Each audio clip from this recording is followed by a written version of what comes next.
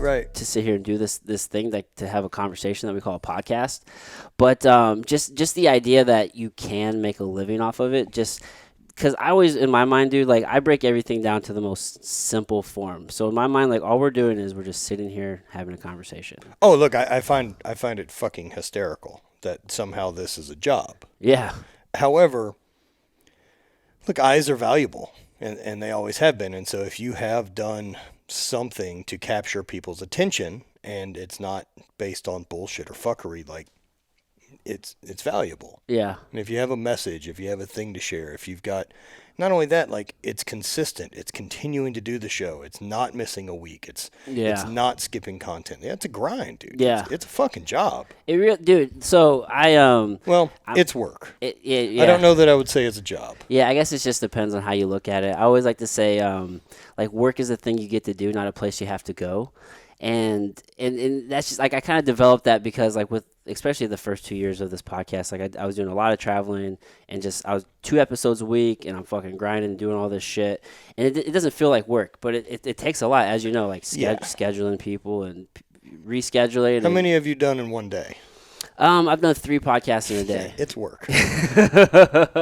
Like those, yeah. Dude, you're slaughtered at the end. Dude, that was a grind of a day for sure. By the end of it, you're like, question? Just staring at people aimlessly. Yeah, dude. So I mean, I was like, I think about, I always try to pick apart like, why do I think the way I think, or why do I think of something, like why do I think a certain thing about a thing? And I was wondering, like, I wonder if it's because like I'm from here in Missouri. Mm-hmm. It's very blue collar. You're from Louisiana, right? So same thing. Very blue collar, hardworking people. Yeah, dad's a Boilermaker, mom was a teacher. So yeah, you know all about it. Then it's like, in that mindset, that blue collar mindset, I feel like everything of value or anything like attributed with work and value is like you have to be doing this physical hard thing, and when you're not doing that, it doesn't feel like work. Well, I think that's a short-sighted mindset by the people on the other side of it. Right? Like, well, I think someone who has that type of a job, right, where they are grinding, where it is physical labor or not just manual labor, but going to a place and doing the thing and putting in the time and watching it, build this career, that there's this 5 and 10 year plan for like, oh, we can get a raise in 5 years. If, the pacing is really strange at a regular job now for me. Yeah. Compared to the way that my life runs now, because I mean, I have managed to fill all my free time with other work. And so it's, Hate Brand, and then there's Habit Coffee, and then there's the UMSO podcast, and then we have the YouTube channel. And so there's something to be done. Right. And I love it because I do board really poorly. Right. Yeah. It's not great for me. Right. And I just love the idea that like you can create these things to do the work, and like you're creating value in the world, and like you don't have to go to this 9 to 5 and like live this typical life where it's like I'm making widgets to produce value for society. It's like, dude, we're living in a time that's better than fucking ever. Like you can create your own path. I agree with that 100%. Yeah. I think that's probably the biggest thing that's come to fruition for me in the last 2 years is just like nothing's impossible. I just don't think anything's impossible anymore. I think there's some stuff that's unlikely. Yeah. There may be some not probable. Yeah, like what's the probability, not the possibility. Right. That's exactly right. If someone's ever done it, it makes it possible. Right. It may be unlikely. Right. But that's how I look at it. And if it's possible, that means there's a next step. So we just have to figure out whatever the next step is on that path. Right. Is that next step hiring someone? Is that next step better marketing? Is it improving the podcast quality? Is it doing whatever the next step is? Like, essentially wanting to start an apparel company, right? Like step 1 is get a design. Right. And then, I mean, a name of your company would be cool. Perhaps a logo. And then from there, like, put that on some make stuff. a shirt. Yeah. Sell it. Go sell it. And and then the panic people put on themselves are like, I want to start my own business, and then go, we've built such a litigious society that everyone's so scared of all the legal stuff. And people get really bogged down in that and look at it as this big fucking hurdle that can't quite overcome of, well, I need trademark and I need patents, or I need any of these other type of things to be protected because I've been told that this is such a big scary world and everyone's going to fucking steal from me. Yeah. Yeah. And start selling. Because at the end of the day, you don't really have a business unless you're selling something. Right. Like, start selling, and when it's making enough money, use that money to invest in a trademark. yeah. Stop doing it on the front end. Yeah. It's like the idea you have. No one's sneaking in to steal your $500 idea. Nobody. Yeah, you don't have to have it all set up to get started. How come we didn't have it set up for 2 years? Damn. So how did you like what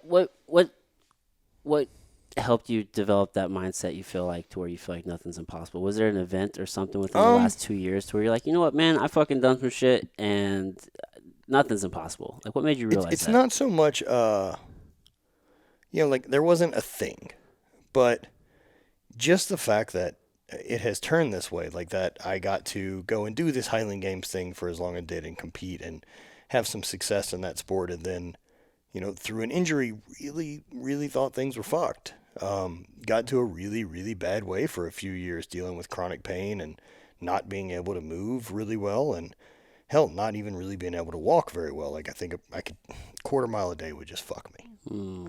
And so now that I'm on a fake knee and I'm running and making progress and business is growing, everything's, especially, there's that feeling too of like, oh, when I quit competing, this thing's done. Yeah. Like, the brand can't survive after it's that, because then who the fuck why would anyone be interested in the things I'm doing? Yeah, because the brand is synonymous with your competition life. Yeah, and then it depends, right? If you built the brand based on that, right, then it is. Yeah, or at least that's the idea. And I never might hold. did. I always wanted the brand to have a standalone thing, which is, I think it makes a slower growth instead of like trying to placate to sell more shirts to the crowd that I was invested in. And maybe you can do that, right? Like, maybe I want to make more novelty style shirts of, I don't know, fucking caber jokes or whatever it would be, or hammer fucking shit I wouldn't wear. Yeah. And so I'm not interested in some wearing like Thor shirt. Yeah, or shit. the fucking how's your snatch, like some fucking dumb CrossFit shirt. just so not interested. Right. And luckily it's panned out long term that it's not Matt Vincent apparel. Yeah. It's its own thing. Right. It's standalone. Right. And now 7 years in, I feel pretty confident that we're a thing. Yeah, I'd say so. So. Yeah, dude, you're doing some cool ass shit. I appreciate it, man. You actually kind of mentioned a few things in there, so we'll kind of like... Yeah, we can dissect. I've been all over the map. So. Yeah, dude, we'll unpack some shit. Like, I mean, you're from Louisiana, right? And let's start with your athletic career. Like, were you always an athlete, like, growing up? Like, yeah, I don't ever remember there being a point of like, do you want to play sports? It's just a thing you've done. I was just soccer starts next year. Okay. Like, I barely remember that. I just remember going to soccer. Yeah. And then it was I played sports all the way through school, and then things started getting more focused, as they should, about the time I got to high school. Okay. And so like I dropped baseball because I just really wasn't very good at it. Didn't enjoy it too much, and then track and field and football became focus, and finished up high school doing that. Got on an athletic scholarship to LSU. Were you this size in high school? I was 40 pounds bigger.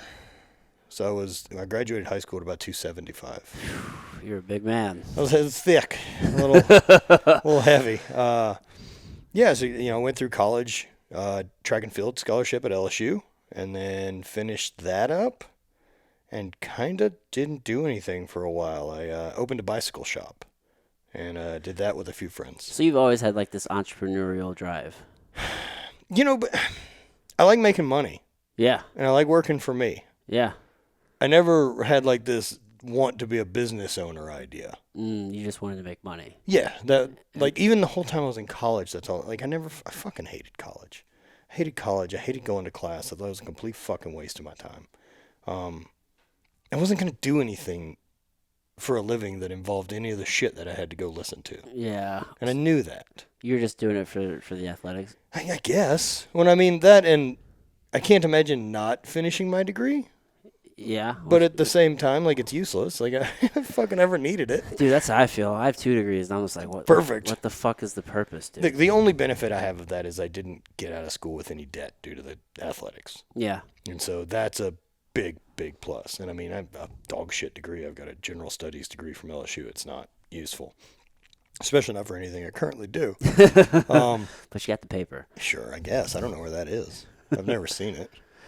I assume it's at my mom's house somewhere. That's okay. But Yeah, I call those things closet trophies. Yeah, what an old system that needs to be really gutted. For real. I feel kind of like an asshole sometimes in the sense like I don't want people to feel like I'm just like bashing on education. I hold on. I don't have any problem with education. Right. Yeah. Well, I have a problem with a giant fucking business. Of formal education that right, we know that somehow 200 grand in debt is the way for your future success, and I don't fucking agree with that. Yeah, I don't either. I feel like the amount of people that make a lot of money in like the trades business, it's like we don't push enough kids in the trades. We don't at all. All. It's a real mistake that we've made as a country, and that switch that we made during our parents' generation of going to college is something that has to be done, and if you don't, you're a fuck up. You're a loser, dude. Right. That's the narrative. And which is part of why we've ended up here, because we have a giant population of people who've gotten degrees that don't have any skills. Right. Whereas if any of these people would have become electricians or general contractors or plumbers or any of these things, we'd still have the possibility of manufacturing shit in our country. Yeah. But instead, we now have people that aren't going to go into manufacturing jobs because they went to college and got a degree, and they're entitled to their corner office and their vacation and doing all this other shit.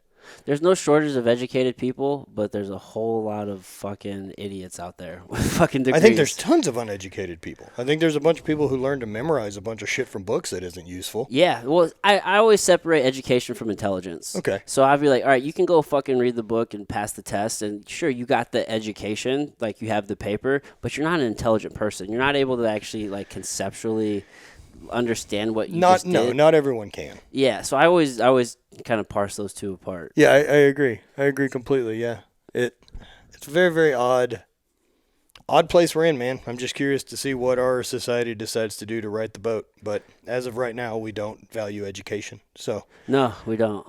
We really don't. Till then, yeah, we'll see what happens. I always wonder, like, I feel like I love America, and but I don't feel like we want to be the best, because I feel like it would be more beneficial to have more winners. 100% agree with you. The problem that I see with what you're saying too is that I do think theoretically we'd like to be the best. Yeah. I think the problem with it is most people already think we are. And it's the same idea of like people that already know everything and they can't fucking learn anything new. Oh, yeah. So until we can admit we've got some things that are fucked and need to be sorted out, we're not going to address them. Yeah. Because it's too easy to just stand on top of the hill and keep yelling that we're the fucking best and there's no mistakes made. Yeah, you're right. That's a good point. And I don't know, man. It's just not beneficial. I don't see how that yields progress. And that's all I care about. I'm not saying that things are fucked. I'm not saying things are terrible. I'm not saying that they're so much better somewhere else. Right. But they could be better. Yeah. And if they can be better, let's fucking do that. I agree with you. Yeah, I agree with that for sure. I got my master's degree in healthcare administration. Okay. And I got my undergrad in just business. And but yeah, like after like hindsight always being 2020, I'm just like I only did that just because I thought that's what I was like supposed to do. Like not understanding that there's just all these opportunities. Yeah, I agree. Yeah.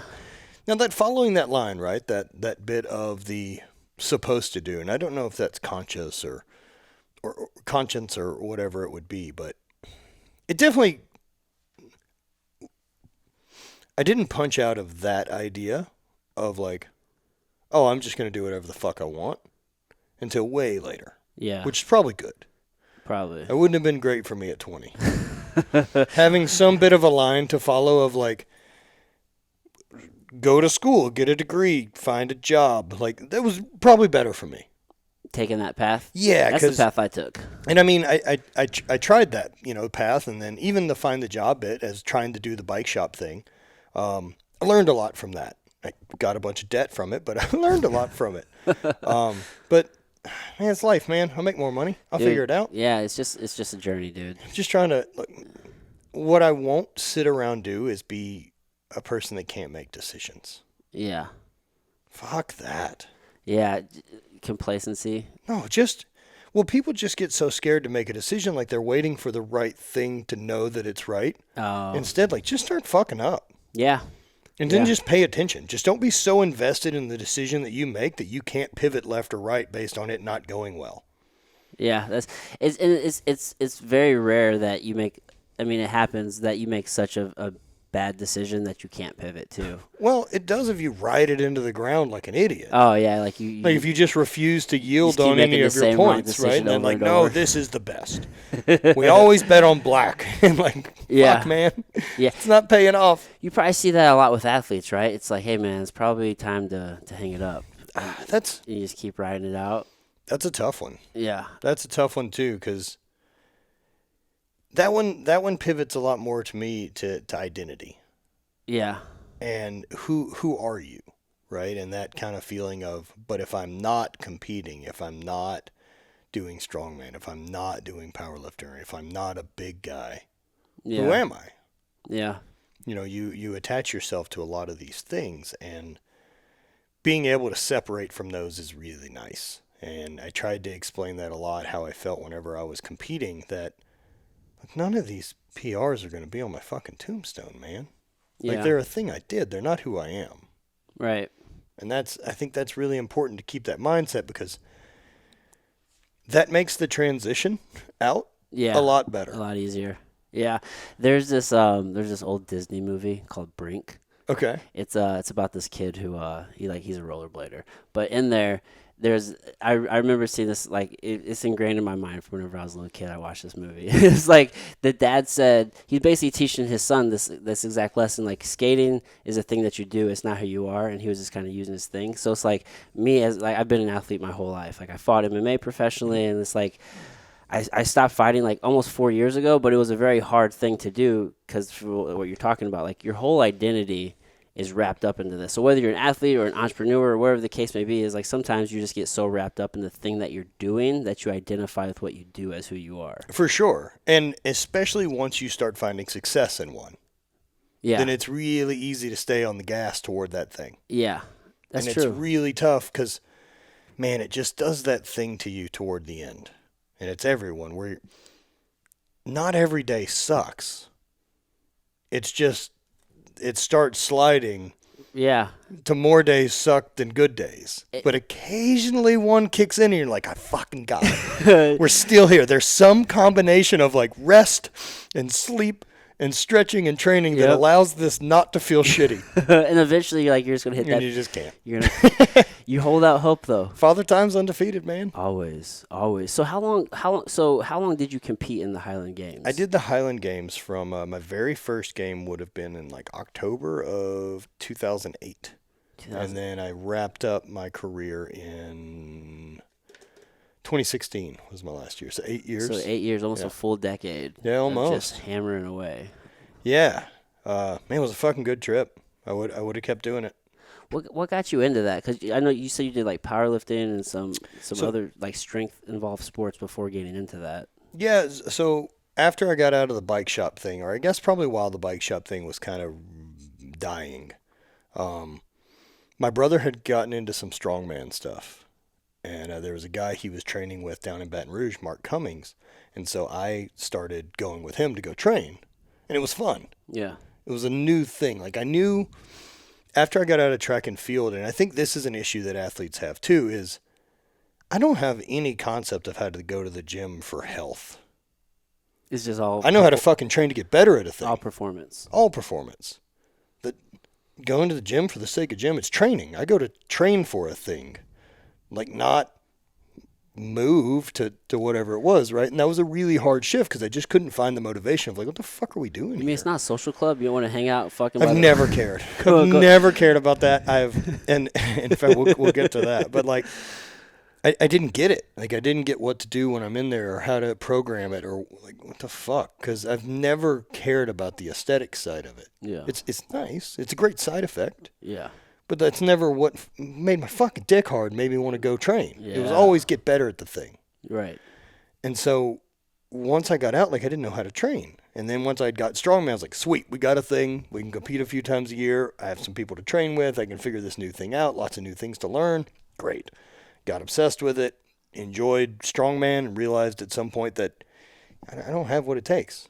I'm just not big enough. You gotta be massive. I found some success. Like I won some contests. I did well. I would have been a decent amateur. Did you have an event you were best at that you remember? Pretty good overhead pressing. So log was a pretty strong event for me usually. Okay. I Eh. see those guys pick up those fucking Atlas stones. Atlas stones are fun. I'm just not quite tall enough. Oh, okay. So it's an arm reach. Oh, yeah, to get around the circumference Biggest of that issue, big yeah. So if I was like 3 inches taller, I could be pretty rad at Atlas stones, but yeah. my hair is short to be really good at them. Okay. At least for what skill set I have. But they're fun. Like, I mean, I built out a whole strongman garage gym at one point. I mean, poured my own Atlas stones, made my own yoke, because none of the equipment existed in 2007. There wasn't a Rogue. Yeah, you can't just probably hop on Amazon and go. No, I found metal fabricators and welded shit and bought old oxygen tanks and bolted handles to them and made farmer's carries and Dang, you made went all in. all the DIY equipment. Yeah, I mean, I had a full run of stones in my garage of up to a 421. Really mad that didn't land on the number I hoped. But trying to get that. Should have just painted it that way anyway. It's 420. It's fucking close. Close enough. Weigh it dude. yourself.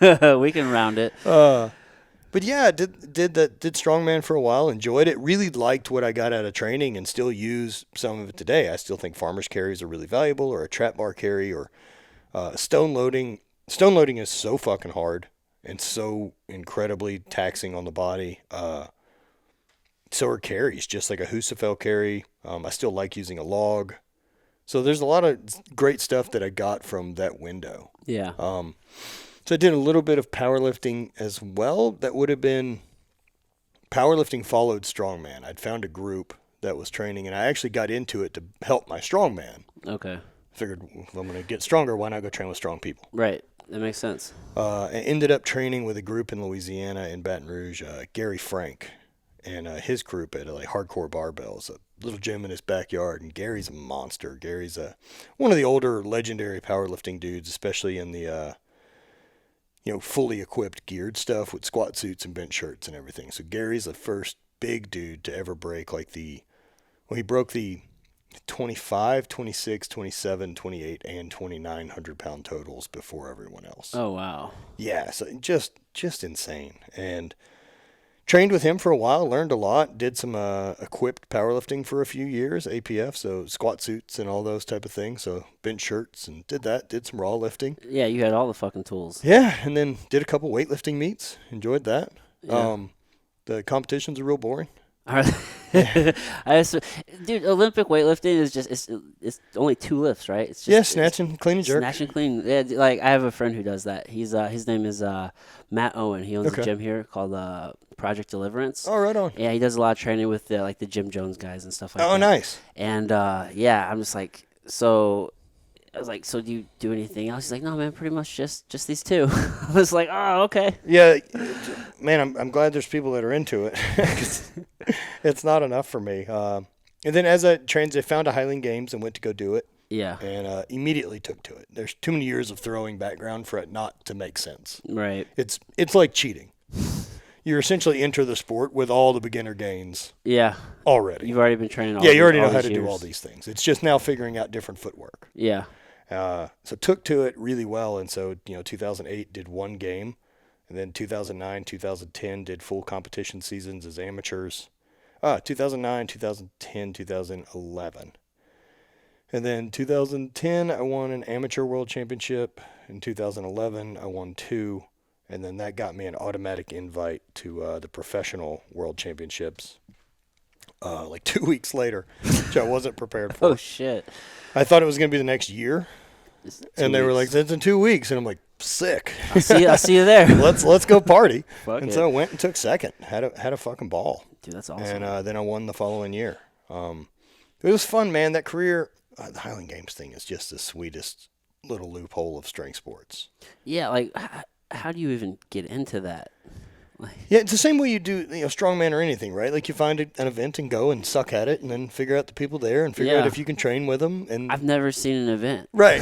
So there's that's what I'm like. How the fuck do you? Stumble? So there's 9, right? There's 9 events in the standard competitions. You have 2 stone throws, 2 weight throws, weight over bar, caber, sheaf, and 2 hammers. And Yeah, they're not common. And as far as strength sports goes, they're not heavy. Like the heaviest thing we throw is 56 pounds. So it's not heavy considering anything else. Right, all the other things that you can. And my favorite part of the Highland Games, the weights don't ever go up. That's it. They weigh this. Yeah. Throw them further. It's just, who can perform better. Where do they hold them at, though? You know what I'm saying? Like, all over. So, I mean, I've competed from in France and Iceland and Scotland and England and all the way all over the country.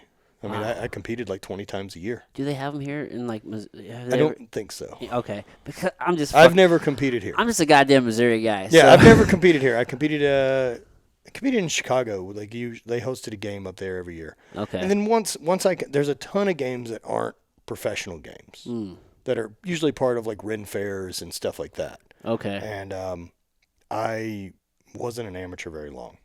And so most of my career was in the professionals, and so I don't remember what the amateur schedule looks like. That's okay. Well. That's better that way, right? Yeah, I guess. I always kind of like it to like you see certain fighters sometimes they'll go pro immediately, and then you elevate to the level that you're competing at. Yep. So it's like if you stayed amateur for long, then you're probably not going to get as good as you could. So no, right. And man, go ahead first. At the pro thing, they pay us every weekend. Like, we make money. Yeah. They fly us to the place we're at. They typically put us up in a hotel. Like, we're treated great for such a strange sport that no one's ever heard of. I love the idea of just like niche communities, because it doesn't matter what the interest is, like there's usually a community for it. Sure. And when there's a community for it, then there's opportunity. Well, that's the big thing the online thing is built, right? Yeah. That people want to shit on social media or X, Y, and Z, but we don't meet. No, we don't. Without this, dude. So it's funny because so you know Kyle from Jumbo. I think I do. It may yeah. Like so he so.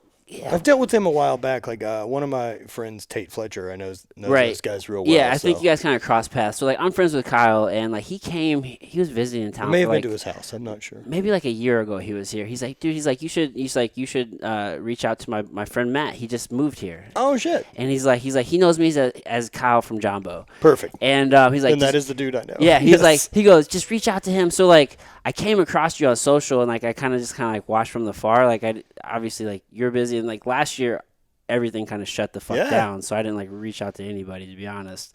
But then dude, like just this whole idea of social media, I was like, man, now I have at least, even if it's like a weak connection, at least there's a connection there, and then I can reach out later, and then now here we are. So it's like, dude, social definitely has its benefits. And I mean, dude, for sure, I'll never talk shit on it. Yeah. my whole life is based on it working really well, so I'll never be mad about it. Dude, it creates opportunity. But just the idea that there's a niche market, and then that allowed you to live this fucking awesome ass life that you're living right now. Like, it's sure, yeah. I think I like that idea. I think that's such a cool ass thing that we have in this world. I mean, look, if I had to have hate brand in a store, like, it doesn't work. Like, I can't, it's not going to work in a brick or mortar here in town. Like, it's just not enough people. There's not enough eyes to support it for such a niche thing. Right. But globally there is. Yeah. Now, how do I access all those people from here? And exactly. That's the way to do it. Dude. You produce media and you produce content. Right. Yeah, and you can just create whatever lane that you want to fucking create. Try. Yeah, you can do your best. You can do your best, man. So where's like one of the most interesting places that you've actually got to compete at? Because like, you got to go all around the world. Is there anywhere that actually like sticks out to you? It's like, man, that was an interesting ass place to go to. Man, throwing in Scotland's fun. It's such a different thing, especially with the history of it and those type of things. Yeah. It's just a different energy. Yeah, well, and it's treated more like a track meet and less like a Ren fair. Okay. So over here, it's part of a Ren fair, and you get people in the whole get up and Ren fair system and those things, people walking, eating turkey legs and doing that whole thing. Yeah.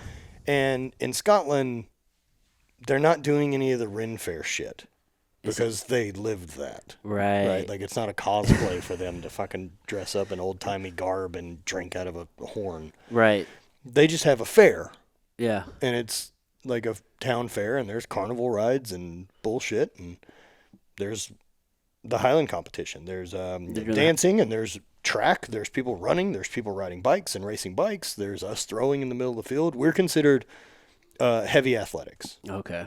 And so that's what we're doing on the field, and there's full track meet going on everywhere else, and it's rad. I really love that vibe. That's sick, dude. Yeah, they do like tractor pulls. And and they do these crazy tug of wars. Really? The tug of war guys are super gnarly. They'll, man, they're all like deformed. Like they get really specialty, so they're in boots, like big work boots, and then they've got spikes built into the boots that come off of like the insole and then the outsole. So you would lean into the ground this way and like fully anchor in. Yeah. And almost like you're walking upstairs. Okay. And so they'll dig these ladder rungs essentially into the earth. Yeah. These spikes. And so your whole team is in line. And so you've got someone yelling and it's like boom, boom. And they all step at the same time. Oh, that's probably cool. Dude, it's wild. But like the down leg that's locked. That probably puts... It just ends up hyperextending. Yeah. And so you see all these guys, when they're locked, that leg just sits so far back. Oh, my gosh. I'm like, "Bleh. Oh, my... No thanks." Anytime I see any precarious like position like that on the body, I just feel the pain. No, man, same boat. I had too many knee things. Oh. Too many knee things. There was a period of time that like even catching part of a football game on TV is someone getting tackled. I'm like, he'll never walk again. It just doesn't matter what the tackle is. I'm like, he'll never walk again. He's dead. He's dead. Like, how is this even working right now? The body just broke. Oh man, that's a terrible feeling, right? Like that feeling that your body's fragile. Yeah. Is such a weird thing for an athlete. I hate it more than anything. Yeah. Like just to not have my physical capabilities. It was just like, especially whenever I get hurt, because it's like, 30 seconds ago I was just fine, and then I decided to push it, or I decided to get like one more rep, or I decided to do this one, and I'm just like, why did I fucking do that? Like, it was 10 seconds left in the round, and I had to do that thing. Yeah. And now it cost me 2 weeks. Cost you 2 weeks, and then you just realize like how fragile you are, and it's just like this. It gets old. This meat suit just doesn't. Yeah. Because as an athlete, right, your whole identity is wrapped up into what you can do with this meat suit, and then all of a sudden you can't do anything with it. It's just like, what the fuck, man? Man, that's a mentality like I've been trying to work a lot on and see how I feel about it. Like, I definitely address my body in a different, like as a different thing than who I am.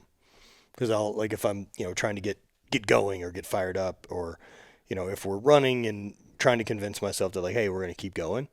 It's always, we're okay. Yeah. It's always a plural. Mm-hmm. We're okay. Keep fucking going. That you quit panicking, body.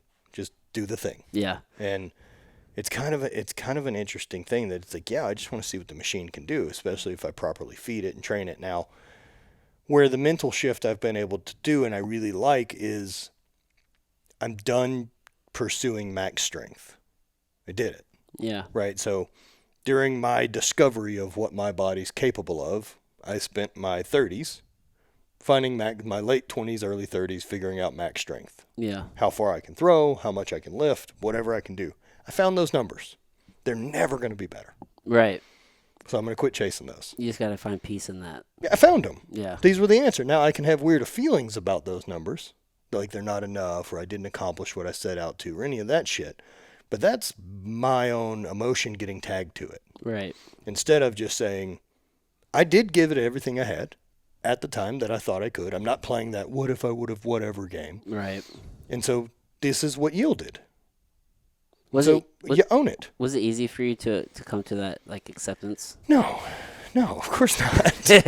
Of course not. How did you get there? A variety of things. Getting hurt. And trying to figure out some other perspectives and kind of realizing that it was one thing to get injured and have surgeries and those type of things and know, all right, we got a rehab coming. Like rehab's easy. Yeah. It's work and it's linear. Just do it every day. Yeah, man, it's easy grind. I can Yep. do that. Mm-hmm. But there was another thing when I realized that like, oh, I can't walk up and down stairs anymore and I'm not rehabbing it. Like it's not getting better. Mm. And so that was a pivot that I'd never fully expected to have to deal with. Like I knew that I wouldn't compete anymore at some point, Right. but I never expected that I couldn't be athletic. Yeah, that's probably a different thing to accept. Way different. Yeah. That and it's not so much that my identity was ever based on being the Highland Games guy, but I'm definitely an athlete. Yeah. And how much of my personality is based off of what this thing's been able to do for me. Of all the rad experiences that I've got to do, from lifting things and all that. And so, something mentally, perspective I've had recently is just, look, of all the choices and all the chances that you get for different bodies to inhabit during your lifetime, like if you look at just the variety of people, Right. I got really lucky. I got a really bitchin' meat suit. Yeah. And I'm just going to see what it's capable of. Yeah. You know, how does it respond to weight loss? How strong can it get? How big can it get? What does it do if I feed it this way? What does it do if I fast? What is it? I want to know. Yeah. Yeah. I want to know what this one does.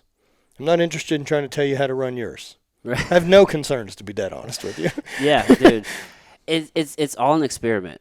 That's it. It really is. There's no fucking one right way for anybody. Now, how I arrived at those things, started dabbling in psychedelics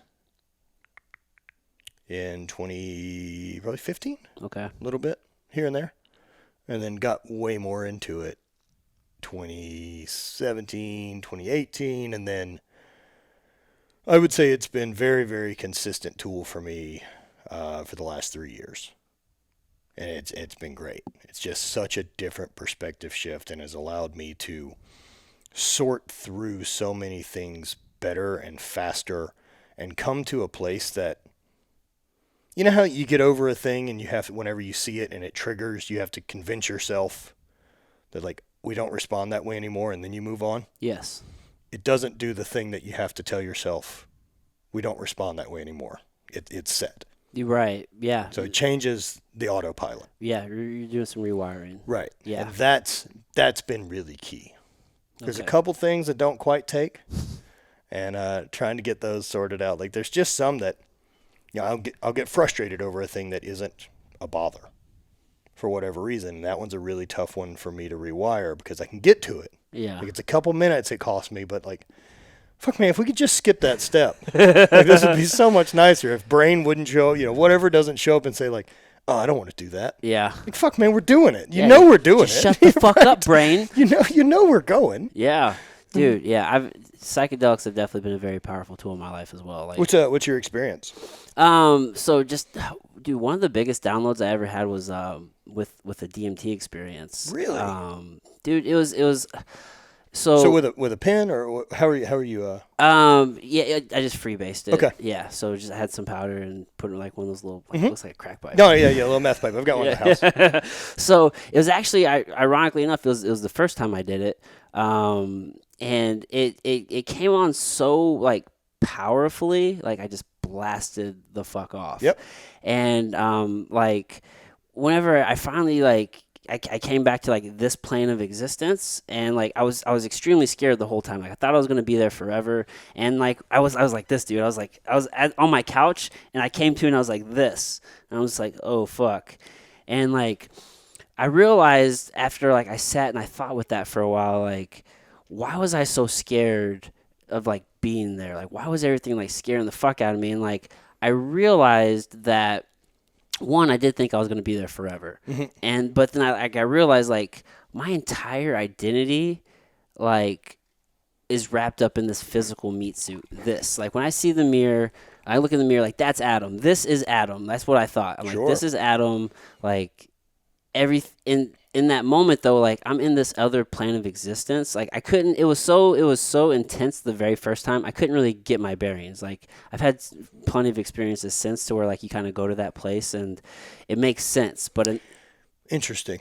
I haven't had that DMT experience yet where it makes sense. well, not makes sense. I just mean like the first time I blasted off, it's like I didn't know which way was up. That's super fair. At least now I know what's going on. Exactly. Like I kind of know what's coming. Like it's not just complete foreign experience to where like I'm trying to get some sort of bearings. It's like I couldn't get any sort of bearings this first time. No, that makes sense. Yeah. Especially like that was your first psychedelic experience. Just my first time with DMT. Okay, so Yeah. you had mushrooms, stuff like that before. Mushrooms, Okay. LSD. I was actually kind of expecting. You can't. You're right, I fucked up, right? Yep. I didn't know what to expect, but I was open to the experience. But I was expecting maybe something similar to like LSD or something. And then like Nope. I hit it, and then all of a sudden I see some geometrics, and the next thing I know, I'm completely engulfed. Yep. Gone. Boom, gone. Another universe. I'm like, oh fuck, like what? Like, I'm gonna be here forever. Like it was some scary ass shit. I feel like there's some things communicating with me, but like I can't. I'm just trying to be fucking just be okay. Essentially, I finally come to, and I realize though, I'm just like, man, like. I realize like I have a body. I am not my body. Like right. If you want to call it the soul or you call it energy or whatever you want to call it, like we are not this body. Like that was my biggest takeaway from that experience, because everything had been in this physical space, but I completely experienced that as me, but my body wasn't there. Yeah.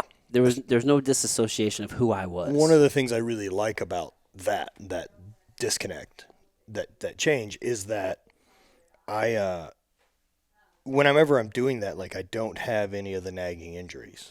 Yes. You know, my knee doesn't hurt, my hip doesn't bother me, my low back's not tight, these type of things, right? And so like I wrote about it one night, and it wasn't DMT that I had used. It was I think it was a pretty decent mushroom trip I had done. And was like, oh man. So you know the scene in Fight Club where they're in they're not in a limousine, but they're in a town car, and Brad Pitt's driving, Edward Norton's arguing with him, and he's basically trying to grab the wheel. Mm-hmm. And he just keeps telling him, let go. Let go. Just fucking let go. And there's so much value, I think, in that destruction of letting go and just watching it all fucking crumble. Yeah. But I don't want to deal with the consequences of watching my life go to shit. Yeah. But taking that medicine allows me to just have all of those things that are typically concerns for me, or the nagging pain, or any of these type of things. They're fucking gone. So take a couple hours and enjoy the vacation and reset. Right. And that's one of the ways it's worked really well for me, is I get that big value of like, I honestly don't give a shit. And it's a couple hours, and it'll come back. Yeah. You know? Yeah. And I know people panic, right? Like, one of the big concerns about psychedelics people have is that, what if it doesn't change? You know, what if I wake up tomorrow and realize I'm really unhappy? I'm like, well, you're probably really unhappy. Right. Like, dude, I mean, it's not a cure all. Yeah, it doesn't show up with anything. Right. You got to do the work. Yeah, it's all shit in you that's already there, right, that it's dealing with. Yeah, I'm always very fascinated by people who are afraid to kind of deal with their own shit. Whether Look, part of that too is just the amount of propaganda that we've been fed on it, across the board on drugs. Oh yeah, just lies across the fucking lot of misinformation. And that's what changed things for me. Like, so, you know, with the knee surgeries and all that, I mean, there's no lack of opiates I got prescribed. Right. And so anything I can do to not get addicted to that. And that's one of my concerns, right? But in the same time, we're being told of this opiate epidemic in the U.S. and all these things that are a problem. And, you know, I'm fighting through knee surgery after knee surgery. I had 8 in a 3-year time period. Whoa. And spent, 22, 23 weeks in that 3 years on crutches without being able to stand on my leg. And you had a total knee replacement? Had a total knee finally at surgery 9. Okay. So that didn't happen until my first surgery started late 2016, and then the last knee surgery, which was total knee, was in April 9th, tomorrow, of 2019. Oh shit! It's just 2 years. Yeah. So right at 2 years from total knee, and it just, like, I was really nervous about that, and so I started smoking a lot of cannabis and found relief from it, from that or edibles, and figuring out how to use that medicine properly.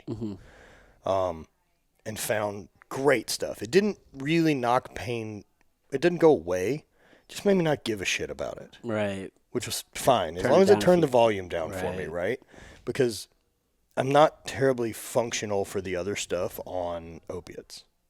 That's kind of how heroin works. That's weird. Yeah. Should put you out. It's not a real functional drug for me. We love to prescribe drugs like that, though. Yeah, we do, because, look, they serve a purpose. They do serve a They're not fucking purpose. bad, right? Look, if your pain is at an 8 or a 9, right, then we need an option. Use that tool. They're a fucking miracle for in that circumstance. I also don't have a problem with people using them recreationally. As long as you understand that you're a responsible fucking adult, this is a decision you've made, you're accountable to it. Now, if you have addiction issues, I'd recommend avoiding it. But if you don't, you're a fucking responsible adult. Do whatever you goddamn want to with your life. It's your life. I'm not going to tell someone who thinks having a drink's okay that that's not. They're all the same. Yeah. You're taking a thing to alter your current state? Yeah. Okay. Humans like to alter consciousness. We seem to, but we also like to pretend we don't. Yeah, which is fucking weird.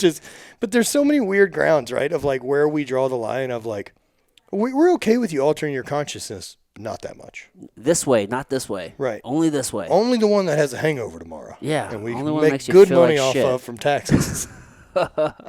I never feel like shit after smoking. No, that's not better. how it works. I feel better. Right. That's not how it works. Psychedelics are anti-addictive. If you have a strong enough trip, you do not want to have that fucking trip again. I wonder that, right? Like with DMT and like now playing around with that a little bit more of how the fuck could you get addicted to that?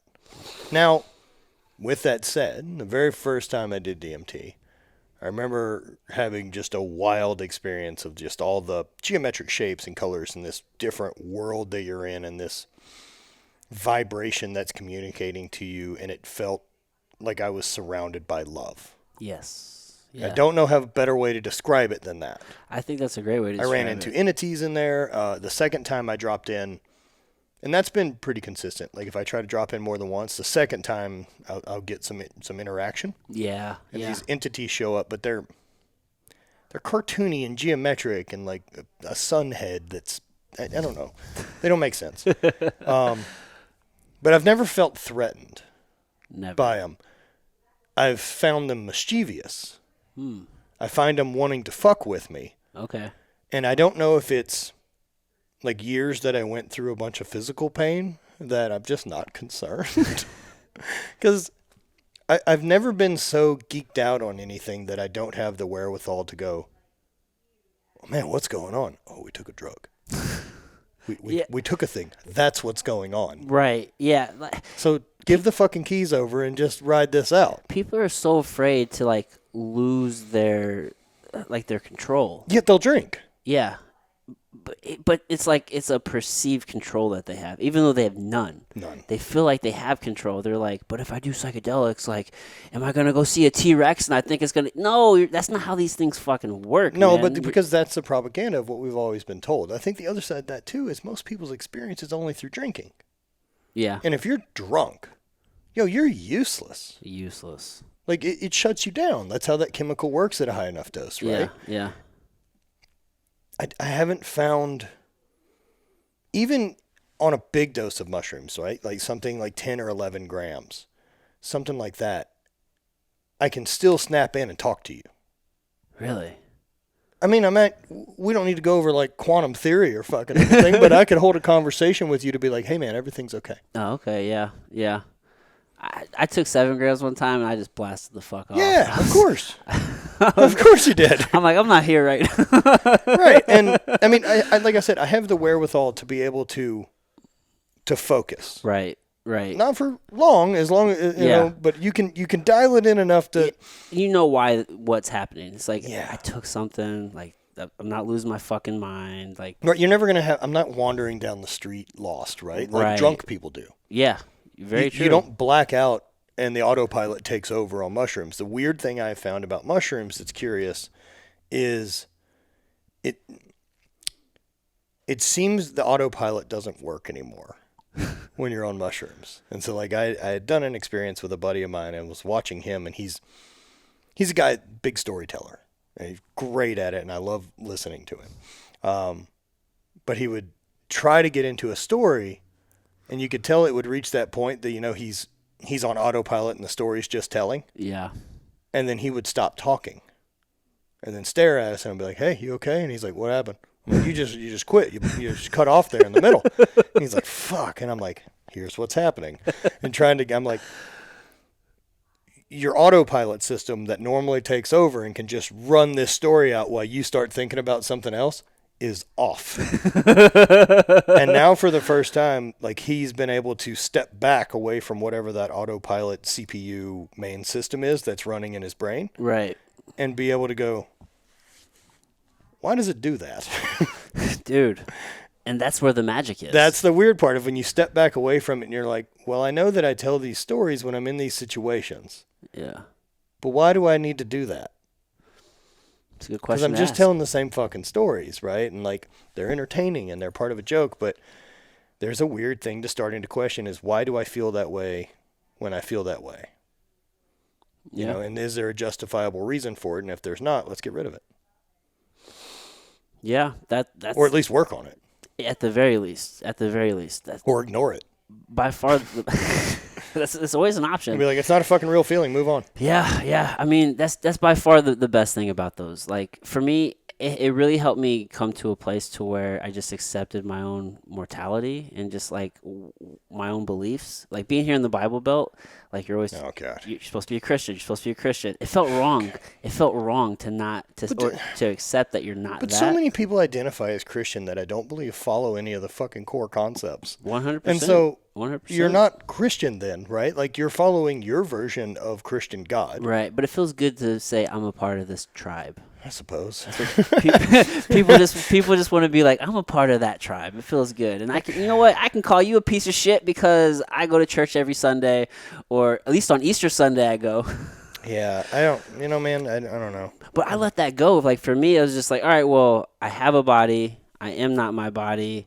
And there's obviously this other thing. There's another place out there, and it's not scary. No. At all. It's like when I'm there, it's like it is me and I am it, and everything is one, and it's just like it's fucking rad, dude. Like it's not scary. So it's like I had this immense acceptance of just like.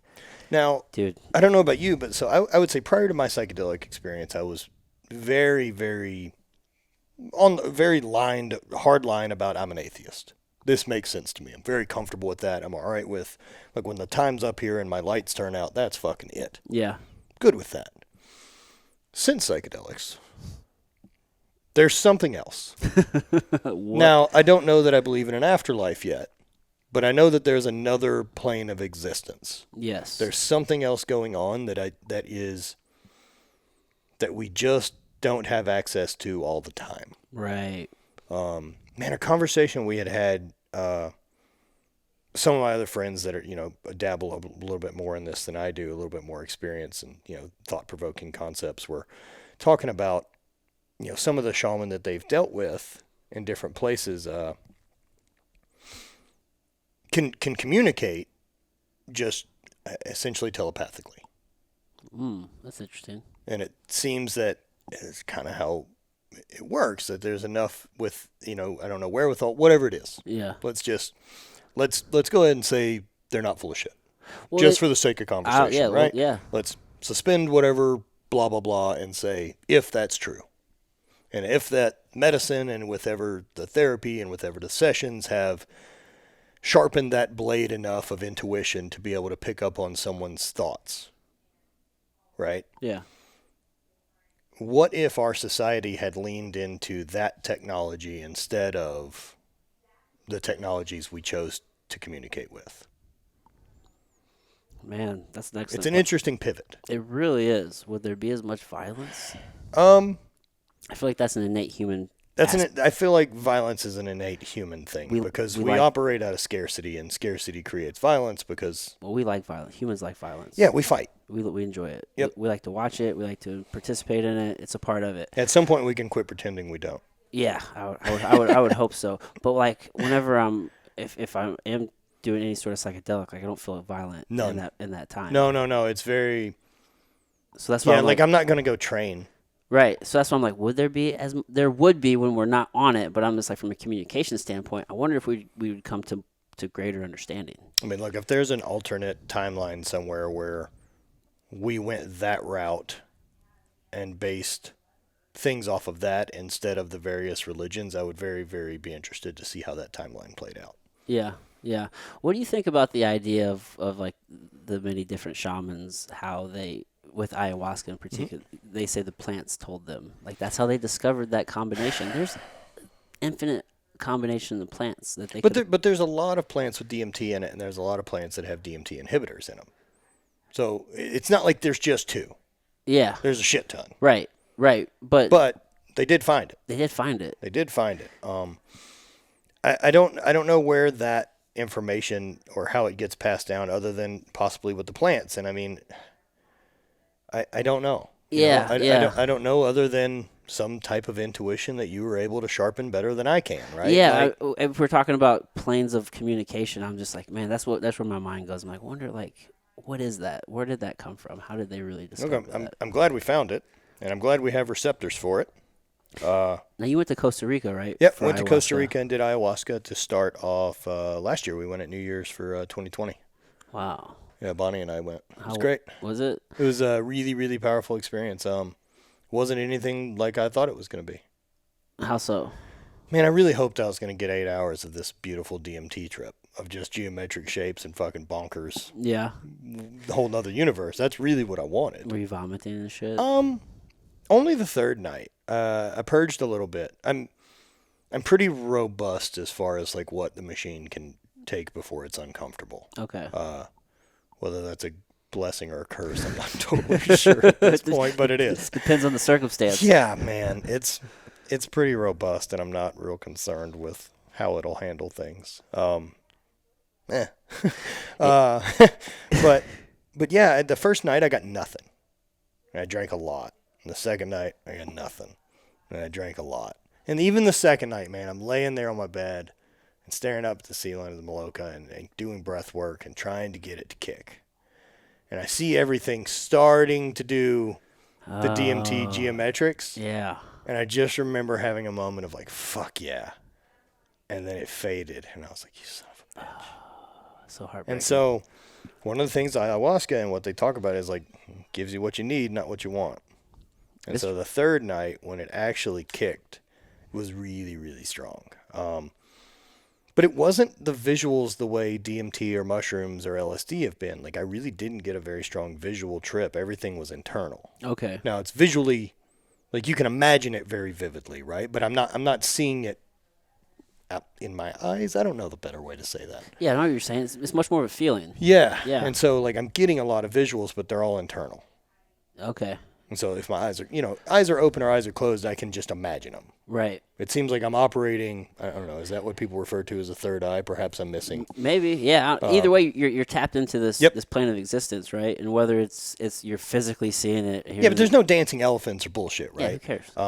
Like, there's work being done. There's work being done, man. I sorted through the end of my marriage and realized some really big spots that I had fucked some stuff up, and needed to apologize for those things. And then dealt with the end of my career and how I felt about, not having that tribe of those dudes. Like the Highland Games is unique in a way that the 20 of us that are kind of at the top of the hill every year. Yeah. In the world, like there's no Highland Games gyms the way there's a powerlifting gym. And there's not a bunch of online coaches. There's not Right. that whole community that exists for powerlifting or strongman or any of this. And so all 20 of us essentially train by ourselves in garages and then throw in fields by ourselves somewhere else. Right. And we're the only people who get it. Yeah. There's the 20 of us that you show up and hang out with every weekend. That's your community. That's it. Yeah. And so then they're gone. And that's how it works, right? You can try to fucking hold on, but if you're not in it, you're not in it anymore. That's how it works. Yeah. Don't be mad about that. They didn't shit on you. You had to go. Yeah. Your time in that community's done. That's a hard thing to accept, Sucks, man. But the perspective shift on that went from this bitterness of like, I lost my community, I lost my sport. My brother competed in the sport, and I got to travel around with him too and have that type of relationship. And that had changed a lot just due to like we'd switch jobs and various things. See, time. Yeah, things are supposed to stay the same forever. They never do. And so instead of the bitterness, it immediately faded and switched to, I can't believe I got to do this. I can't believe I had 10 years that I got to just pour gas on this fire that I wanted to have of competing and drive for the sport. And it all paid off until I got hurt. Yeah. And even the hurt, like I didn't have a catastrophic injury. I was trying to fix an ACL and get back to competing. And then I ended up with 8 surgeries and a knee replacement. Yeah. I mean, it's a shitty ass injury. Like, man, it's elective surgery. Yeah. I fucking chose to do it. Yeah, dude. Here we are. Did you? There was just an NCAA wrestler who just won nationals with. He was missing both his ACLs. Well, so I competed the whole time without him. Yeah, like or without. This knee's good to go. That one's garbage. I say that it's treating me very well. I need to be nicer to it. I'm just amazed what you can do with with fucked up knees, with what people can. It's do with just fucked up knee. knees. Well, you had. Yeah. I got one that's great. This one runs great. This hip's by far more of the problem now than the knee is. And I'll eventually have to deal with it. Yeah, well, I listened to your conversation with Dr. Aaron Horshake, and I heard you guys talking about that. I'm trying to sit down with him. He's great. Yeah, we've been I've had him scheduled for a couple different times. We just have to keep rescheduling. Yep. He's a busy dude. Yep. So that's how it works. The people you want to have on the podcast should be busy. Yeah. Otherwise, the fuck are we talking about? I don't want to talk to losers. No one does that. No one has a podcast where it's just average dudes show up. Have you ever taken psychedelics and like physically felt better afterwards? Yeah, most of the time. Yeah, I've had that happen before where I had an injury and I took it and then like I don't know if it just like caused my muscles to relax enough or what the case was, but I physically felt better. I think one of the things that it's really helped me do is I interpret pain differently than I did before. And I don't know if that's because of the disassociation that I have with the body now. And so it hurting and me hurting aren't the same. Yeah. It's sore. Yeah, you have that separation. Yeah, and so I'm fine in here. To some extent. At some point, that bleed over carries and you're in trouble. You just can't let people hear you talk to yourself. Yeah, fuck it, whatever. All the best. I don't think most people are making great decisions, so I don't really base a whole lot on what they think. Who gives a shit what people think? Don't worry about it. Yeah, no, that's the way to live, dude. Dude, I want to be respectful of your time. Like we're good, man. Oh, we're good. We're good. Okay, cool. Because like we're like right at an hour. No, right on. I know we started late, so I always just try to be respectful. No, dude, I totally get it. Yeah, man, the psychedelics thing has been big for me, and then I've switched to doing some microdosing, and that's been, to me, it has been a really, really, really big game changer. Just having that as an option to where I've done every day for probably the last 7 or 8 months, 9 months. Really? Yeah. With what? Just psilocybin. Psilocybin? Yeah. Okay.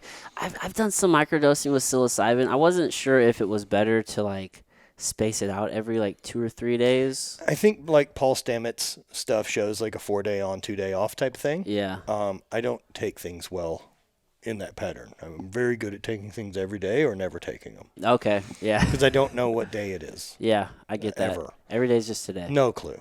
And so it's a really small amount that I'm taking. I mean, I'm taking a 0.03 of a gram right. of psilocybin. Now, the cap I'm taking has, changa and reishi and lion's mane and cordyceps in it as well. So you're stacking it. Yeah. Okay. So stacking it with a bunch of other good mushrooms. Right. And so I take all those mushrooms. dude, I take that's what I've been taking is my nootropic on a daily basis. So nice.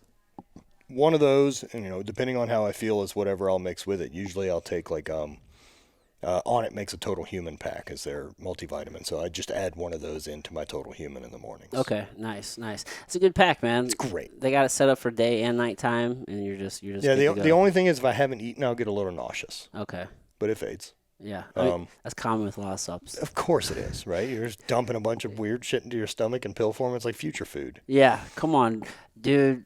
You'll be surprised, man. I don't want to like call anybody out, but I had a guy just probably like a few weeks ago took a whole bunch of sups and on an empty stomach.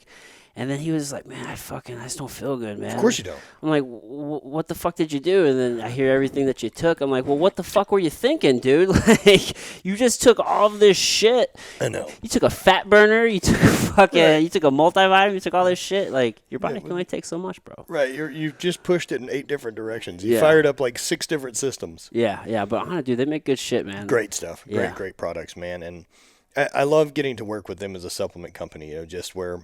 Now, I've worked with a handful of different companies in the past, through my career, and the place I'm at right now in my career, like I'm not trying to take any pre-workout. I'm not trying to fucking take protein.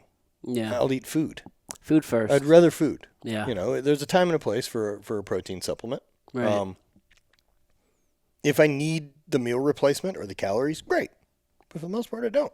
Right. I have food. Dude, outside of a good vitamin pack, and like maybe some sort of like greens mix or something just to fill in maybe some additional gaps if you're not getting enough vegetables, I don't really see a whole lot of supplements out there that are just absolutely like you don't really need But them. Creatine works. Creatine's amazing. Creatine works. I think Safest, creatine's a great studied. supplement.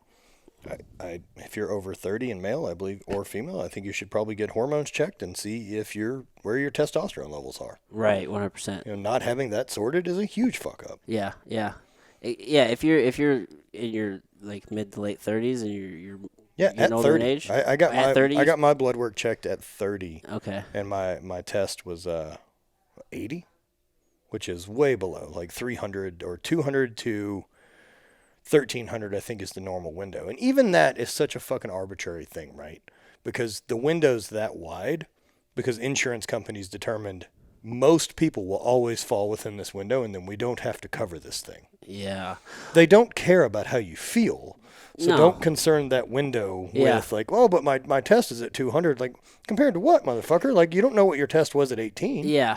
And a lot of those metrics that the medical community will give you is like, what's normal? I want to know what's fucking optimal, bro. Like, don't tell me what's normal. I'm not looking for normal, because man. the normal, what's normal is sick. Most people are fucking sick and unhealthy. That's what's normal. Dude, I don't want to know what's normal. Like, nah, man, I'm trying to enhance performance in every direction possible. Dude, I had to fire a doctor because I asked him, I wanted to get blood work done. He advised me against getting blood work done.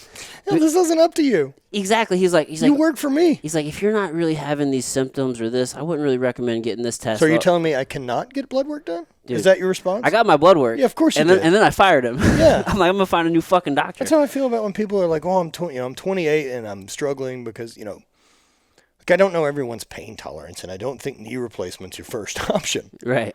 But if you're there and that is the next option, and I don't know how shut down you are, right? Like, I couldn't walk upstairs. I couldn't step up a 4-inch step on my bad leg. Oh, man. It just didn't work. And so I was at a point that it was either we're going to fix my knee or I'm going to figure out how to get rid of the leg. Full-on amputee. Fuck it. I can't live this way. Yeah. So there's no risk in trying something else. I know where continuing down this path goes, and it's not cool. Yeah. And so we fucking finally did it. It's the best thing that I've ever fucking done. It completely changed my life. Yeah. You're an all-in kind of guy. Just head first. Well, I am too. So I recognize TikTok, it. man. Yeah. Time's a fucking ticking. You only got so many. I mean, I'm 38 as of a few days ago, and I mean, I would go ahead and what does that equal? It's 76 years old? I'm willing to bet 76 could be the high number for me at the end of life. Like, I'm not pretending that fucking old age is what's going to take me out. Like, that's not how this is going to go. That's okay, though. Shit. I'm fully okay with that. I'm not interested in it. Yeah. Dude, whenever the time's up for me, I plan on fucking sliding in head first with some wheels on fire behind me. Dude, that's done. I want to be empty. That's okay. I want to be empty whenever that time comes. Yeah. There's no more of that feeling that people get of, that like end of a vacation where it's like, oh, we didn't do enough. We have to fit a bunch of shit in. Yeah. Yo, I know I'm dying. I'm fitting it in. Yeah. I'm starting now. You're dying from the moment you're born. Yeah. It's the only other guarantee.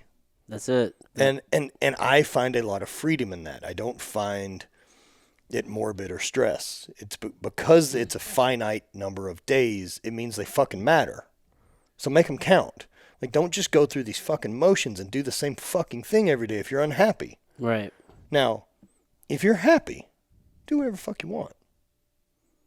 I don't need people to live a certain way. I don't want everyone to be entrepreneurs. I don't want everyone to chase their passion. Like, if you have a job and that pays your bills and does those things, and then your happiness comes from the shit you do away from it with your family or whatever it is, I'm totally on your side. Right. You don't have to live my life.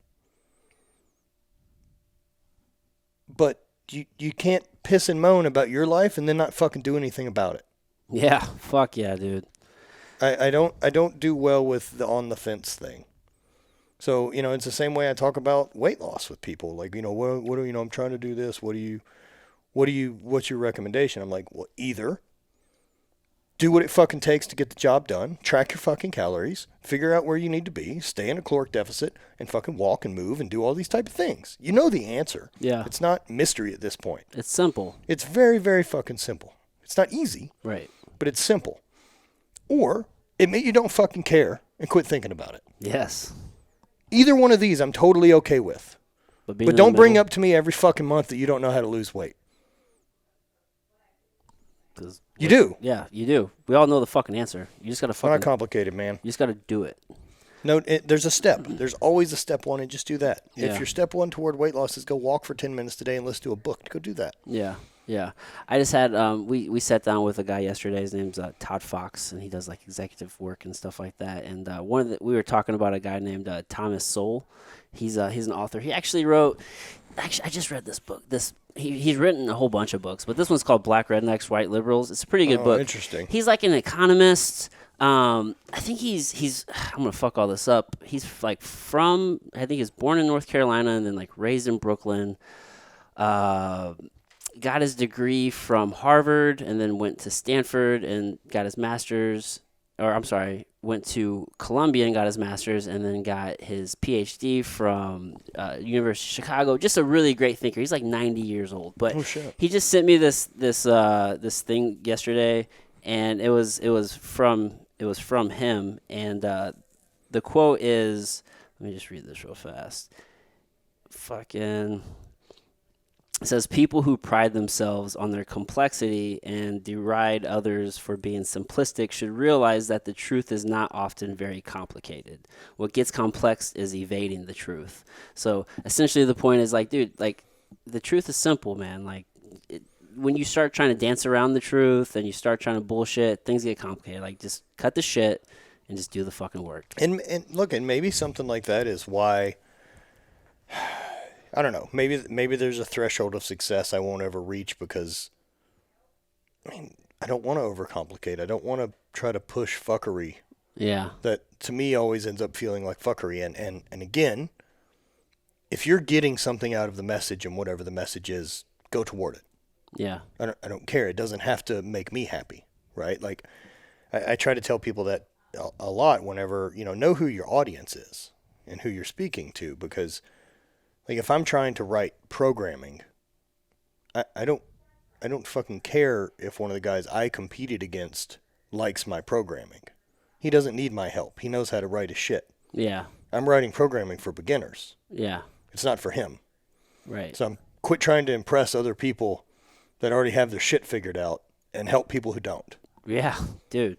It doesn't have to be that hard. Yeah. I feel like a lot of people just get wrapped up in worrying about too much of like what other people think. Constantly. Or you create these stories in your mind that aren't real. I've done that so many fucking times, and like it's held me back in certain areas. Of course. And it's just like, that's not a real fucking story. Quit telling yourself that story. At the end of the day, nobody really fucking cares. Like, not like you will. Not like you will. So like, and that's okay. They don't have to like your thing. That's okay. Absolutely. It's okay that no one gets it. 100%, dude. Like, we're all trying to live our own lives, right? So it's like, you're the most important person in your own story, like, but this person down the road, like, you're not important in their story. No, and that's okay. And my whole stance on everything is like, I want everyone to live and chase whatever it is that makes them stoked. That's it. Like, I don't want to have any hang-ups. If I don't like telling any adults what they should or shouldn't do. Yeah. That's it. And in the same point, as long as your pursuit of those things doesn't ever get in the fucking way of my pursuit of those things, we're great. Because mine won't get in your way. Yeah. I have no interest in legislation changing to get in your way. I have no interest in mandating you have to do shit. I don't care. I want you to do whatever it is you think you need to do to be happy. Yeah. I'm going to do the same. It's that simple. That's what I'm trying. Yeah. Right? But it isn't guaranteed. It's not owed to you. You're not entitled to happiness. No, you have to earn that shit. Well, it's work. Yeah. Because it's a moving target. Mm-hmm. What's your training and shit looking like today? Like, you got the Total Knee, you're running the businesses. Like, what's life looking like for you today? So right now, like, the big focus of training is I'm running. So I'm training to do an 18-mile trail run in Bryce Canyon at the end of May. Ooh, that'd be cool. So I've got some friends who are going out, and so I'm looking forward to it. And so I've been running now for the last 8 weeks on a program that I put together, and just been making progress on that. I'm really happy with the running progress and then the lifting. So I'm running 4 or 5 days a week, and then I'm lifting 2 or 3, and then the lifting 2 or 3 days. I mean, I bench, squat, overhead press, and deadlift of some sort. Okay. But everything is to help me run better. So are you doing like more reps? Oh, yeah. Just more reps, Everything's rehab, hypertrophy work in the gym. Okay. That's it. What's recovery look like for you? Well, that's all part of recovery. Depending on how the body feels, I really go in with the intention of, like, what do we need? Yeah. Or, well, I guess what I meant was, like, do you do cryotherapy? Do you do the contrast? Do you in a perfect world, so sauna? sauna I do. Sauna I'll do 3 or 4 times a week. I do contrast shower with the sauna since I don't currently have a cold tub. When I've had a cold tub, I'll use it. I really like them. I like cold tub. I think cryo stuff, like at the cryo place, Nah, not your jam. I just don't think it does anything. It's topical. Yeah, it makes you feel good in the moment. Yes. Now, with that said, as long as I know that that's what I'm going to get from it, right? If I'm just going because it's going to reduce some surface inflammation, get some new blood flow, and I feel great, Yeah. awesome. Yeah. But it's not doing the stuff that cold immersion does. Right. You're not getting cold shock protein. You're not getting the heat shock proteins that come from the sauna stuff. So you're not getting that big immune booster. Right. You're getting a topical cold shower. Yeah, it's probably not going to increase any like brown adipose tissue or anything. No, like you're that. not going to do that in a cold shower either. Like, you need cold water. You have to lower your body temperature. Right. And you're not going to pull that off standing in the shower. Yeah. Have you ever thought about like just creating a plunge out of like? Oh, I did. Did I you? had one for 2 or 3 years back in Louisiana. I made a chest freezer into a Okay. cold plunge. Yeah. Okay. Cool. Yeah. I used it twice a day. It was great. Those things are awesome. It's one of the only things I could do. My knee, when it was really bad, didn't make any noise when I was in it. I couldn't. It didn't bother me. Oh, okay. And so I would just sit in there. Yeah. Sometimes. It's a good. There's just only so long you can sit in 40-degree water. Yeah. It's probably just as big of a trainer of your mind as it is the body. It's never cool getting in. No. Like, no matter how many days I've done it in a row or any of that, it still sucks. Yeah. Dude, it's awful. It's fucking awful. Do you ever like foam roll or do anything like that? Yeah, as needed. Okay. I mean, I don't have like a set routine of foam roll. Really, I have a set routine of a warm up. Like, I'll do some sled drags and do some little bit of light jogging, some moving around, and then from there, I start addressing whatever's making noise. Okay. So if my shoulder's a little jacked up, maybe I'll do some high reps of, say, like face pulls and stuff like that, and just dump a ton of blood into that muscle. Okay. Or for my legs and knee, if I'm gonna run, I'll warm up and do some decent stretching and maybe do some occlusion work on the leg while I do sled drags to just fill that leg up with blood. Okay. And then get it to flush out, and I have less pain afterwards. Oh, I've never really thought about it as like addressing a limb to like flood it with blood, but I like that thought. Yeah. I like that thought process. Just fill it up, man. Get a bunch of blood in there, get a bunch of nutrients, and then pull it off and let it clear. What made you want to run again?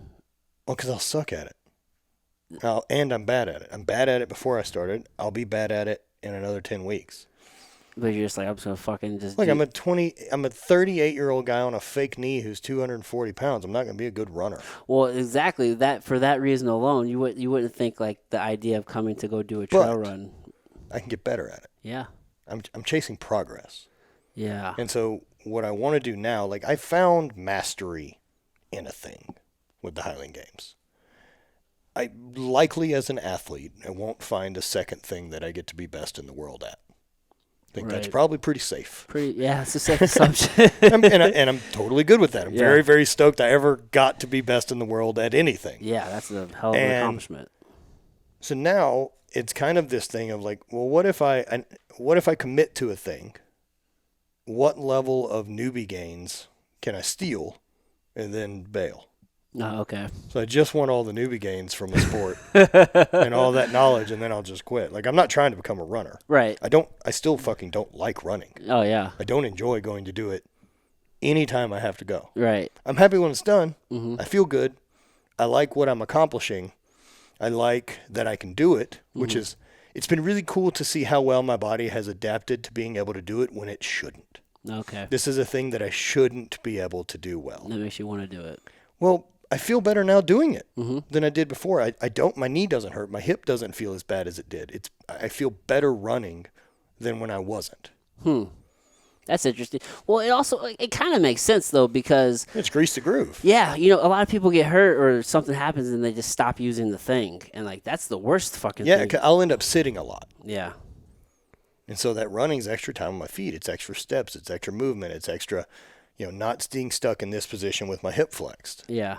So running was the option for you. Yeah. But then I wanted to go do the experience with my friends in Bryce Canyon. Okay. And so if I'm going to go, I may as well train for it. Yeah. And if I'm going to train for it, I'm not going to half-ass train for it. Yeah. Fuck it. Let's have a thing and go. That's just how you. I have a facility. I have no reason not to train for this. Right. That makes sense. So let's learn everything we can, right? Like I don't have any endurance background as an athlete at all. And there is some skill set there. Like I got to watch my buddy Dan do this. Dan Hogan did an ultra run that we were out at, and we're helping him do support. And we had signed up for this long before it, but that was my first one to go to actually see in person. Okay. And I'm doing 18 miles, man. It's 18 miles. You'll get He's it done. going to do 50. He did 100 when we were in Arizona, and he finished 71.2. 7. And so, like, back to what I was saying about the weightlifting thing, right? Like, I found those numbers. I know the max weight that this body will ever squat or bench or deadlift. Yeah. Cool. We'll put those over there on the shelf. We know those numbers. I don't need to figure them out for what 40-year-old me can do. Right. I'll find some other things. Yeah. And so watching Dan do that, and Dan's a runner. And so, like, one of those metrics, like me telling, like, he was bummed that he didn't finish, that he had hit 71.2, and that was it. His body just stopped. Yeah. And I was like, man, you're a runner. Like, you're an ultra distance runner. And now you have a number for how far you can run. That's a beautiful thing. Yeah. I was like, you found out. Yeah. Right? Now we have a metric to get better on. Right. But you know how far you can run. I don't. How far can you run before your body says we're done? I don't know. Right. It's a good question. You don't know. Yeah. Now, if it's something you're curious in, you can find out. Yeah. Yeah. I'm not saying you have to, Yeah. but I'm saying there's some lessons to learn there, right? Because the race we were at was a 20-mile loop that Dan was doing, so we'd see him like every 5 or 6 hours. And when he came in at 3 a.m. and we were back out there, like we would leave and go to sleep and like eat food. We weren't just sitting around like assholes. Right. And so we got up out of bed, drove back out there and watch him come in at 3 a.m. and we run support and get him food, get him water, keep him, warm him up, change whatever needs to be done. And then 10 minutes is all he stopped. And then he just shuffled back off into the darkness. And I just remember watching and I'm like, man, I don't know that I have what it takes to get out of that chair. I don't know that I have what it takes to not say, I'm good. I've gotten enough. I've had enough of this. What the fuck are we doing this for? There's no reward at the end. Right. There's not a thing. Just your own. That's it. You just know that you did it. Yeah. And so watching that, I'm like, there's another level of perseverance and able to grind that he's got that I don't have. I don't have that gear. And so I want to see what there is. You want to try that out. Yeah. Yeah. I definitely can understand that. And that's the curiosity. I've never trained bodybuilding for a considerable amount of time, so that's probably what I'll screw with after this. And I'm not trying to get on stage in my underwear. I'm just curious to see, even though with my leg and everything the way it is, post-run, I'll probably be the leanest I've been, since that's typically how that works. Right. I want to see what size I can put back on in a good way over the next 16 weeks. Yeah. So I'll follow more of a bodybuilding program and do hypertrophy work and see what I can accomplish when I can't back squat. I mean, I've got some other options with a belt squat and leg curl, leg extension. I've got other ways to train my legs, but I can't back squat because of my hip and knee. Yeah. And so what can we get done if we really give a shit? It's just a constant experiment. That's it. There's no end goal. And that's why we named the facility what we did. It's Division of Performance Enhancement. So you have a gym here in this called Division of Performance Enhancement? No, Dope. Dope. It's called Dope. That is dope. So how long is that? So how does that work? Is that like it's just private, a private facility that you just have athletes come in and train here in the city? Yeah. Okay. Yeah, it's just for me. That's awesome. I mean, it's Bonnie trains there, and then my team, Brant, and the other guys that work with HVIII and UMSO and everyone else. It's all open to them. Nice. But no, there's no members. Okay. No, it's just mine. This is you doing your thing. dope, man. Yeah. I know it's tough. I say it's that tough, word, man. and People say it constantly. Well, that's just you capitalizing on fucking current vernacular. Yeah. Yeah, it's fun, man. I'm happy to have it. It feels good. Like that's kind of the place. That's the place that if there's anything myself or my team want to get better at, this is where we'll do it. Nice. How long have you been in St. Louis? 2 years. 2 years? Yep. Have you been able to check out like any like the local like culinary scene very much? Yeah, we live over in the Grove. Now St. Louis kind of stopped doing shit not long after I got here. Yeah, which is super unfortunate. Oh well. But yeah, man, we live over in the Grove and food's awesome. Yeah. I feel like this city's kind of like a little bit of a hidden gem when it comes to the I mean, I like St. Louis. It's been cool. I won't stay here forever. Yeah. But just kind of stopping through for now. Yeah, but I don't know where I'll stay forever. Are you a nomad? I hope so. I plan on being more of one.